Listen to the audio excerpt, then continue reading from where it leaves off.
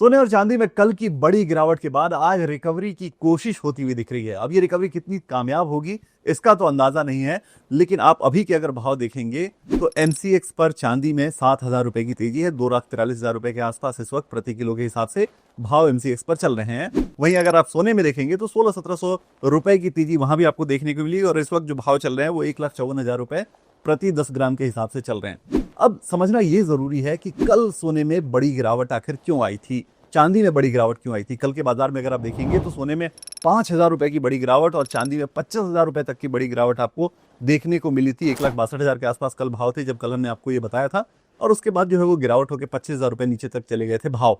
तो अब वो गिरावट आखिर आई क्यों थी? दो वजह थी। एक वजह जिसका जिक्र हम लगातार कर रहे हैं वो ये कि यूएस में जो बेरोजगारी के आंकड़े आए वो अनुमान से कहीं ज्यादा बेहतर आए। मतलब वहां जो है बेरोजगारी उतनी नहीं है जितनी ज्यादा होनी चाहिए थी, घटी है। बेरोजगारी दर 4.3% पे आ गई है और जो नॉन फॉर्म पेरोल है वो काफी ज्यादा बढ़ा है। अनएक्सपेक्टेड था वो इतना ज्यादा बढ़ा है, तो उसकी वजह से जो फेड की दरें घटने की जो उम्मीद थी ना वो कम होती गई। तो पहला ट्रिगर ये था। दूसरा कि ग्लोबल मीडिया में आप देखेंगे ना तो खबरें चल रही हैं कि रूस जो है वो यूएस के साथ ट्रेड के लिए डॉलर सिस्टम में वापसी की योजना बना रहा है। वो हो सकता है कि ट्रंप को ये प्रपोजल दें कि वो डॉलर सिस्टम में वापस आना चाहते हैं, और उसकी वजह से डॉलर में मजबूती देखने को मिली और उसकी वजह से आप देखेंगे तो कल शार्प सेलिंग देखने को मिली सोने और चांदी के अंदर। तो ये खबरें हैं। ये खबरें कितनी सही है अभी इसका कुछ वेरिफिकेशन नहीं आया क्योंकि रूस की तरफ से कोई कमेंट नहीं आया ऑफिशियल अभी तक, बट ये खबरें हैं और उसकी वजह से ये एक्शन देखने को मिल रहा है। बट फिलहाल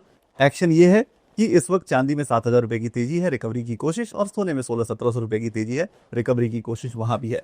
खैर, आप गोल्ड और सिल्वर के ऊपर क्या व्यू रखते हैं हमें कमेंट में जरूर बताइए, और लगातार अपडेट्स के लिए ईटेन और स्वदेश को फॉलो जरूर कीजिए।